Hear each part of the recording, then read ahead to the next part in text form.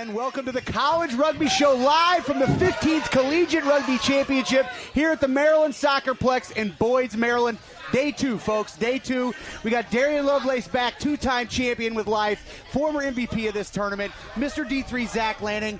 And, you know, Steve the Lizard Lewis is more of an AM guy. So we have brought in our token erudite Brit over here, Mr. Jeremy Ognall. You might have heard his voice already doing some commentating. Also doing coaching this weekend, coaching the Claremont College's men.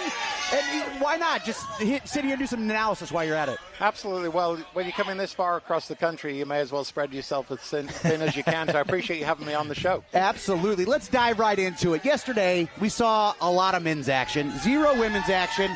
And you know what? It was almost like they were sitting there raring with bated breath, getting ready to go. All those knock-ons in the AM from the men, they were hat tricks this morning from the women. Let's see some highlights, Darian. Talk us through them. Oh, and they were yummy. Yesterday, we got to talking to American International College. They're going to go ahead and progress throughout this tournament. We talked to Naomi Dodd. We asked her, what team are you most concerned about? And she said, no one. They can all get this smoke. Wheeling, we both got daggers yesterday because we said that they wouldn't make it. All thanks to Dallas and the rest of the squad there. They punched in their ticket after beating Bodewin. But Army, the peanut butter and the jelly in the middle between Morales alone, I mean, for me, is just going to make a big difference. They've got midfielders and they've got the finishers to go ahead and get the job done. Army's definitely going to find their way in there. And then New Haven, I was really a fan favorite of them, but players like Volano, and we also had our first hat trick of the women's division in Byrne. That number 10, she had more than enough gas to burn there and continued to finish through. They've got some really strong players through the midfield. We see here a big Boomfa, take her right through the sticks. And obviously New Haven's really vying for that. But Brown, I mean, we've been talking about him all weekend. They're going for their 3rd title. Ross on her 5th. And Muller, they better roll out the red carpet for her. She also had a hat trick against Adrian College. But the Brown Bears give her a giant cuddle puddle for that because, wow, Brown really did look very, very strong against Adrian College. Wasting no time scoring tries and wasting no time scoring some upsets. We're going to run you through them now. We've got a bunch. In Division I club, the UMass Minutemen over Arizona State, one of the dark horses we thought in this tournament and have a chance to win it. Premier Cup, Wheeling, technically an upset, 5 over a 4, 19-5 over Bowdoin. We saw that. In Division III, 3 upsets, all right? We had East Stroudsburg, the number 10 overall seed, taking down 7 Siena, 19-0. We had Miracosta, maybe the upset of the tournament already, a number 8 seed, taking down Yale, defending champs, the 1 seed, 12-10 in a barn burner. And then we had New Mexico State, 19-15 over Eau Claire, the 2-time defending Division II champions. And one more in Division III, Baldwin Wallace, the 11th seed, over number 6 York. Huge upsets already here in day 2. Tell me, I mean, what did you guys see in those games, Zach? So I think yesterday we talked about the key being discipline. We had some yellow cards that led to some upsets. Today, I think there are 2 keys. I think you have conversions. Okay, that's a big one. That led to the Eau Claire upset. They didn't make any of their kicks. New Mexico State makes 2 kicks. They win 19-5. Okay, same with Yale as well, losing to Miracosta. No conversions kicked there. Okay, and I think the other one is can't take your foot off the gas when you get early. I think you guys can attest to that. Both these teams were up by 10, 15 points in the first half, and then the underseeds, the underdogs came back and they put 2 or 3 scores in later in the day. So that's really important when you're out here at single elimination. You want to make sure you keep the pedal to the metal and you make those kicks. Yale was last year's Cinderella. All right, Miracosta from Southern California. Jeremy, you're from that area. You should know them well. They kicked them out of the pumpkin, took the slipper, and now they're taking it. An 8, knocking off a 1 this early in the morning. Tell me about Miracosta, Jeremy. Well, I'm sure that Keeley, the head coach, he runs both the men's and women's program there. I'm sure he's really excited about the win, but it doesn't surprise me. He runs a really nice program. He always has his athletes ready. We've competed against them on the men's side, for many years. So just a top-class program. And just to add to some of the, factors in terms of conversions, obviously today the weather will have been a factor, slippery ball. And like we just said, in 7s, you can't afford to make any mistakes. And Keeley's team will be ready to pounce on any Yale mistakes, and obviously they did. Yeah, 100%. I mean, Darian, what did you see in that first round of action? Lots of really good players. We're going to show some of the women's tri leaders here. Who stood out for you? I mean, alone, I think that I was really proud of Wheeling and their efforts. I mean, they played some physical rugby, which I was extremely impressed with, especially seeing as how, we almost had to see them in the parking lot if we didn't start giving them some kudos. I do not want to see Alexis Dallas in the parking lot. I am in fear of her. I let it be known. But, I mean, look at the names that we have on there. Naomi Dodd and then Alex Byrne and then obviously Muller. All of those are going to be extremely important for their sides. They're healthy, they're fit, and they're ready to put the pedal to the metal. I might get canceled yesterday, but we don't break for dogs, right? We've got to keep on going, and you don't pull over the car here. Bailey Barton and Wise Gerber for Purdue. I mean, the fact that they were just able to rack up about 4 tries alone in that match means that Purdue is also going to be a heavy contender in that D1. But for me, it's all about the mentality, right? You make a mistake, that's fine. The weather's not the best for us. The conditions aren't the best. You're obviously nervous about it, but you've got to, if you make a mistake, make sure it's an aggressive one. You cause a turnover, something bad happens, things go awry, you make up for it on the next hit, you get the ball back, right? This game, especially in competitive, you almost only get about 6 to 10 possessions per half. So if you make one mistake and you don't make up for it again, then you're kind of out of luck on that one. You've got a lot to make up for. It's a heavy ass to play defense the whole entire time, too. We were talking about this a little bit before the show as well. You're a high seed. You're coming in here. It's kind of single elimination tournament. You're playing your first game. For the women especially, they've been waiting around an extra day, watching the men's 1 seeds get upset. You want to come in and you want to either, I guess, make a huge statement win, right, and say we are not to be messed with, or you want to get your kind of jitters out of the way in that first game, but still obviously you want to hold on to that win. I think it's important to set the tone early, or at least make those aggressive mistakes you're saying in that first opening round game, and then you know what you have to clean up going forward. Yeah, and I think the thing to add is, in sevens especially, you just alluded to it, but the mental aspect of sevens is probably in some ways more important than the physical aspect. And, we always talk to our teams about, the ebb and flow of the game. And, when it flows your way, that's great. But when it ebbs, you've got to be able to address that and then get back into your flow as quickly as possible. You can't let one bad situation impact the rest of the game. And the better teams are the ones that are able to bounce through that. One of the teams that I think just wrapped up a first-round win right behind us here is Navy. You spent some time in the booth already this weekend with Abby Gustitis, of course, the former Olympic captain, who was one of the assistant coaches for the midshipmen. What are her vibes? What do you are they championship team, do you think? Is that what they're here for? I had a couple of conversations with her. It's hard when you're commentating on all the games, and it was a pleasure to sit alongside her for several hours yesterday. I don't know if she'd feel the same, but I enjoyed her company. But no, I think she's, somewhat confident. They had a good start this morning. We just watched them in the stadium. They had a solid win. They've got a tough draw. They have Brown, ladies next, and I think that's going to be a hard one. So she wasn't putting any bets on it, but knowing how she prepares the team and the type of athletes they have, I'm sure they'll give Brown a good run.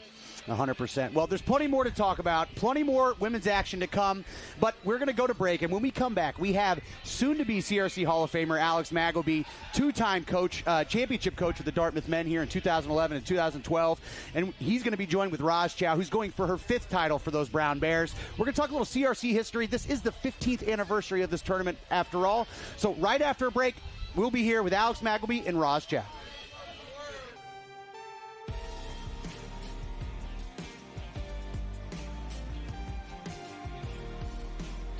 Let's get ready. Major League Rugby is now. This is the moment we waited for. Everything you want is right here. We gon' give them what they came for. We gon' take it up from last year. The Rugby Network is giving you all the free MLR content you want, live and on demand. Never miss a hit, never miss a try, never miss your team. MLR on TRN. Never miss a match. In our game, we play with our hearts. We don't play with sticks, bats, or gloves. We don't wear shoulder pads or helmets. We keep playing when it hurts. And we leave everything on the field. What we wear must be built for our game.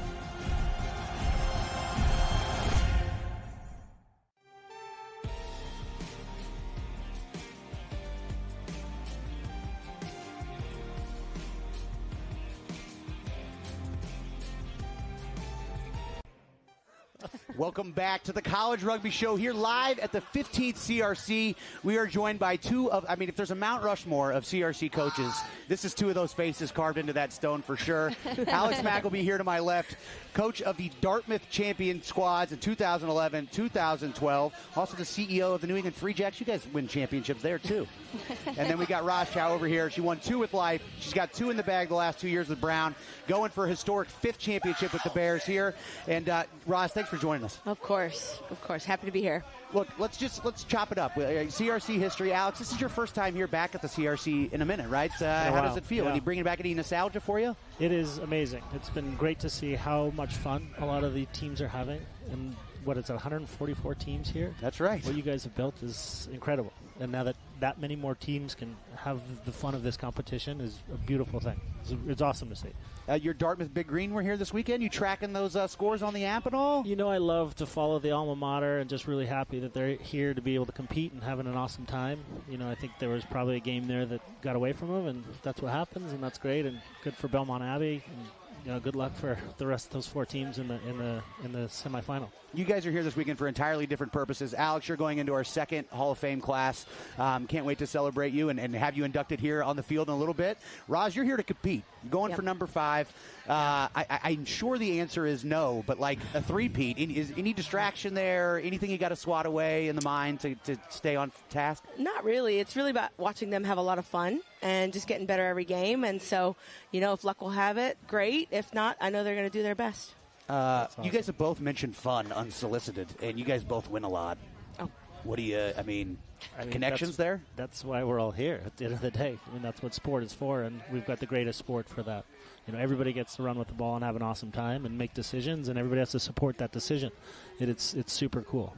And Ross is also here for another reason, right? She's got an athlete who's getting inducted into the Hall of Fame, Nicole Strasco. Nicole, right? yeah. We both say that with a lot of confidence. Name sounds familiar. Super Yeah. for the both of us. How does it feel though to watch some of your athletes get inducted into like a Hall of Fame? I mean, it's so great. So now I've seen KB Slaughter the year before, Nicole Strasco this year, maybe somebody else at this table. Spiff Cedric, we're on the hunt for you. She's not. She underneath the desk. Where is she? We got to find false her. modesty from Gary and Lovelace. You know, and I love coaching and seeing young people love the sport, give their best, and do amazing things. And so, you know, seeing you do that, seeing Nicole do that, I just couldn't be more happy. Seeing Brown do that is just keeps me coaching, keeps me in the game. So how's Brown's mentality? Because you seem like cool as a cucumber, right? Yeah. And we don't really see a lot of, after that first performance, not a lot of nerves coming in from Brown. But what's kind of their expectation coming into this tournament? really, it's all about setting the standard,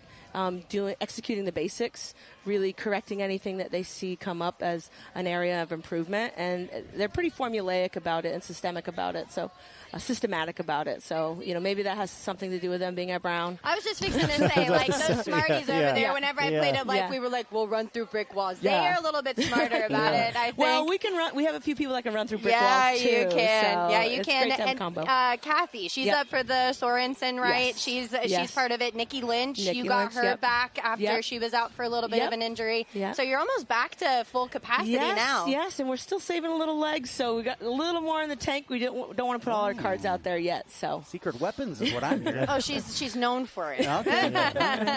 Well, I want to get in the Wayback Machine and maybe have a little GOAT discussion. I mean, let's talk about it, right? There's been some fantastic players, both of whom you've coached, right?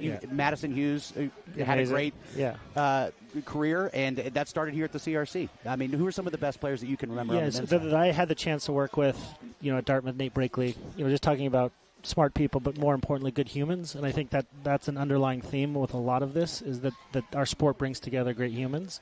And, you know, that first year, 2010, that inauguration year, 9 of the 12 players on the men's side ended up playing for the national team. You know, and we've seen that year in, year out of players going on to do great things and carry the game forward in the United States and to be Olympians and win medals and a whole host of awesome things. Speaking of which, probably the greatest moment in American rugby history, at least in my lifetime, was that of one of your former charges, charging through Australia and giving us a bronze medal. Spiff Cedric. She came in even just as a freshman. That was her freshman year at the CRC. She came in her first day on campus. It was like she was like, I will start. I will be in that CRC, and I will surpass everybody on that team. And what did you say when she said that to y'all? I was like, sure. Yeah. Do it. Yeah. So, Yes, please. So unsurprising that she was like, Australia will not stop me. Yeah. So, yeah, pretty fantastic. Yeah, and in our group chat alone, I mean, it's funny because obviously as soon as she got that try, we were all chatting about it, and we were like, as soon as she broke through that first tackle, I mean, being on the flip side of it where I've had to mentally prepare myself to support her on a break, I mean, and like you said, I mean, just a good human, right? Yeah. Like all of the athletes right now that we have with both men and women's that are in that higher level, they're bringing not just good competition, but they're bringing like good humanity to the sport, which is what we want right now. Yeah. Speaking of good humans in the CRC, Spiff's husband, Keegan Barnes, star here for the Kutztown Golden Bears. So the familial CRC connections are absolutely everywhere. I want to give you guys a chance to just chew on this before we got to let you go, try to win a national championship and get you back to that VIP bar, Alex.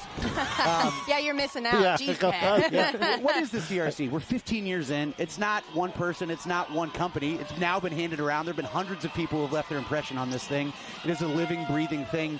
For you, what does it mean, and what is it 15 years on, Alex? Yeah, I think it's beyond just a tournament. It's beyond a championship. It's really a community that's really come together around this, and the fact that you guys now have 144 teams competing for a national championship in front of their peers is so special and so awesome. And it's an opportunity, and it always has been. It's been a place where people, some unknowns, have really put their hand up and become national team players, and that is awesome. And it's an area that really provides that opportunity. As sociologist Max Weber said, this is collective effervescence. That's what this is. That's amazing. I'm going to have to go Google some stuff. Yeah, but I'm pretty sure I It means 100% buy in, agree. Pat. That's basically what we're saying. Yeah. All right. Well, the collective effervescence on this stage is giving me goosebumps. So I'm going to let these guys go back to doing what they do. Thank you very much for joining us. We'll be right back with more College Rugby Show here at the CRC. Good luck.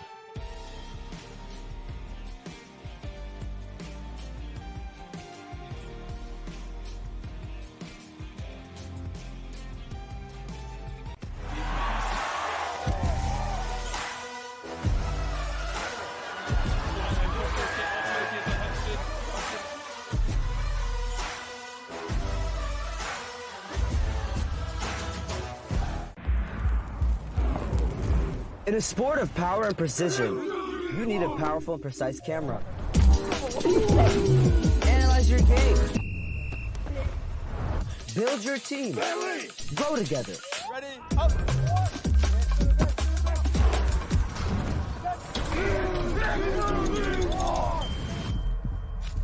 Video captures moments.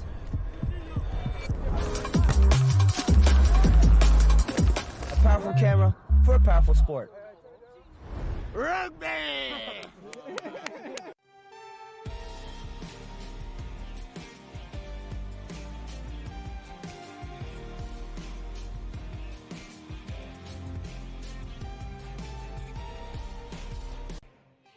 Welcome back to the College Rugby Show here live at the Maryland Soccerplex.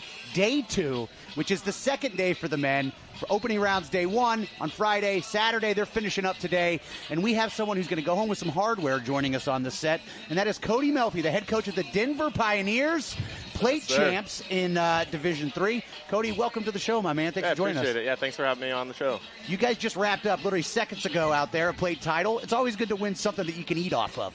Oh, yeah. I know. That's what we wanted. I told the boys yesterday, we're going to get a plate, and we're going to have some things off from it. And they showed up, and they were a little disappointed, I have to be honest. The new thing is a charcuterie board, Yeah, so you that's could actually do a lot with that's that. What I told them. I said, guys, I promise we can still eat off from that. We'll make it as messy as you want. That's fantastic. And you guys brought it back in this year. Yeah. Last year you were out here as well, and you did win that opening round matchup. But this year you did win that opening round matchup, so you were getting to, bringing it back. You brought a lot of guys back this year too. So tell me about that as well. Yeah, I mean, with the format, it's you win and you're top 8, you win your top 4. And last year we had it wasn't as close as 24-5 last year to St. Thomas, a very strong team that went on to go to the final. And so when you're getting that first-round matchup and you lose that, then you're kind of just playing for ninth after that. And this year, we were like, we have to win that first-round matchup, get in that top 8, and actually put our hand up this year to be able to do something. So that's what we did, and that's what, it went our way this time. 21-17. It was a close game, I can tell you that. That was a wild ending. That was Christendom you guys were taking on there. Yeah. It came down to the final seconds. But you had a player who last year all-tournament team as well, maybe this year as well. Talk about Anthony Rice, a star for you guys. Yeah, absolutely. I mean, when you have a guy like that on your team, you have a difference maker that can just put the team on his back. And to be honest, Anthony is known for his attack and his scoring tries, and he scored 7 this weekend. His defense, if anybody goes and watches his defense, was incredible. That last game, we were up 21-17. They made a break 90 meters, and he chased the guy down and held him up in the try zone, and we won the game. So, I mean, Anthony Rice's defense, if anybody wants to go talk about that guy, that's what you need to talk about this week, and not his try-scoring ability. I love that. Let's talk about the format. You brought it up, right? Knockout, it's a little bit different. Yeah. It's kind of polarizing. Some people love it. Put me in that category. Some people hate it, i.e. some stodgy old coaches. But we didn't invent the format. It's actually come from the World Cup, right? So knockout format, and you played in a knockout World Cup in 2022. What, do you love it or hate it? You've done both. Do you have strong feelings? And what is your approach? How does it differ? Yeah, I can see it both sides because I've played in it both sides. I'm a hate it guy, and I love it in certain stages. So the World Cup is a great stage because we play so many games throughout the year. You have a pretty good idea where everybody matches up. When we went and played the World Cup, we got matched up against Samoa, which is like one of our Achilles' heels. And so when we got that matchup and we lost that game, we're like, gosh, damn, why did it have to be that team? We would have rather played the All Blacks, to be honest, right? So when you have those matchups, that's the rough part about it because you don't actually get to prove yourself through a pool play to be like, hey, put your hand up like, hey, I'm the number 1, I'm the number 2. Let me go play the other number 1 and 2 and let's see where we match up. In this format, my only gripes about it is that we don't have enough vision on our, Division III. How many games did anybody here see of us? Right. Not one game of ours was televised or put out there. It's not like March Madness where all the games are out there for you, and you know relatively where guys should be placed. You guys have to be able to pick from divisions on what have been strong over the years, and then put us in these rankings. So that's the toughest part because you may come up like we came up against Christendom in that first one, and honestly, I believe both of us could have been in the Final Four. Oh, so 100%. when we showed up against each other in the first game, right? And that's just how it is. So that's my only gripes about it. It's hard to put us all in a place when there's no games, there's no film. Totally. Yeah. One thing that we can all agree on is that Division III is incredibly competitive because I think you or Christendom both could have been, lifting the cup and not the plate at the end of the day. And really, I think that could have been said by at least half a dozen teams in Division III, Zach. I mean, it's a really competitive division here. I'm telling you, yesterday I was hung out all day over by Field 13 where we had those games going, and everyone was like, I was like, this is amazing. It was so good to see. I was so happy we did, I think, get all the best teams in the country to come together here. And it's just good to see. And, I like to have those matchups sometimes are tough in that first round, but it's a very competitive field, and I think that's what we want. We want to make sure we get everybody the best teams to play against each other, and hopefully you can show that you're better than the other ones. Well, let me say one more thing on that because what's interesting is we played in a Division II tournament in Salt Lake City Sevens. And we put a whooping to Colorado Mesa, who's now in the semis for D2. Right. And we lost in a final to Montana State 19-17 on a kick that was in the middle that we missed. And they're in the Final Four as well. They upset the number 1 IUP yesterday. So, right, and that's Division II. So it's that's the competitiveness of Division III. Absolutely. And one of the things I love, and we'll go back to an upset from a couple of years ago, but like Cal Maritime they won 2 rounds and got all the way to the quarterfinals and knocked off Division I teams in the Premier Cup. Yeah. You see people out here fighting like that. Last year, Maryland was the last team in. They knocked off Brown. So that was a Division I club to a Premier Cup. I love seeing that stuff here, right? I had to say also, yesterday we watched Loyola Maryland, a D3 team, play up in Premier and win a game against Michigan. And that was an amazing thing to see for me. I was out there on the field cheering on. It was great. I love to see that stuff. So I think it also kind of increases the ante a little bit whenever you go out to compete because you have to play every single match like it's a national championship, right? Because you don't do your job, then you don't get a shot, right? You could be having a charcuterie board instead of chugging beer out of a cup. But Cody, recently you kind of retired from international rugby and made the conscious decision to start coaching. Yeah. What are you most looking forward to, like, bringing into this new scene that is Denver Rugby? Because that whole area is progressing really rapidly as far as bringing in, like, national team players and youth sports, too. Yeah, absolutely. I mean, so I started rugby when I was 18. I started coaching when I was 19. I started a national academy, the Rebel Rugby Academy, with Ethan Punier when I was 21. So I've been all through the ranks coaching and helping out. Every time when I was at Life, I was coaching for Roswell. I was out there with the Rebels there too. So all through the ranks, even when I went to San Diego, I was with Ombeck. It's just been part of my progression. I always knew I was going to go into that. I've liked that leadership role. And what I really enjoyed about Life was the culture, and that's something I'm trying to bring to DU. The other thing with coaching at this level is I believe more people in my position need to be coaching, because we have a lot of those like old heads you were talking about that like that original format, and it's an older school of rugby, and there's so much that has changed, and it changes every year, because there was stuff out here that was like, when did that change? The rules coming in September, right? Those are things that we have to be able to keep up with, and I feel a little bit out of rugby for being done for a year and a half. I'm like, I wish I could go back to camp and learn some things so I can put that into these guys.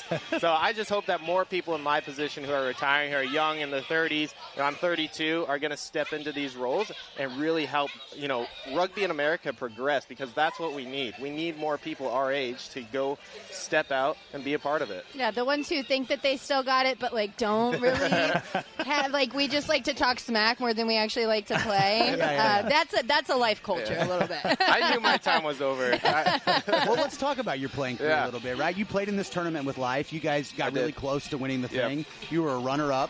You said you started at 18, and not that much longer. You play in the CRC, and then not that much longer, you're on the first team to ever win on home soil in Vegas. Yeah. That's a pretty quick progression. Did the CRC, what role did that play in that, and what's your history with this tournament? Absolutely. No, I love this tournament. I mean, that was back out when I was in Philadelphia at Talent Energy Stadium, and I loved everything about that atmosphere, the stadium, and everything that it brought to rugby in America. And I honestly think you guys are doing really well here to bring that, and to bring that atmosphere and everything that is, was part of that when I was there, and, we were a part of that tournament together and stuff. So I do really enjoy what you guys have done with it. And the progression is just, it gets people playing high-level rugby and presenting themselves to those national team coaches and putting their hand up. And that's what I love, too, is, like, it gave me an opportunity just to be on someone's eye. And then I went from there on to men's nationals, to Rugby Town nationals, man of the tournament, and it just helped me progress to the U.S. national team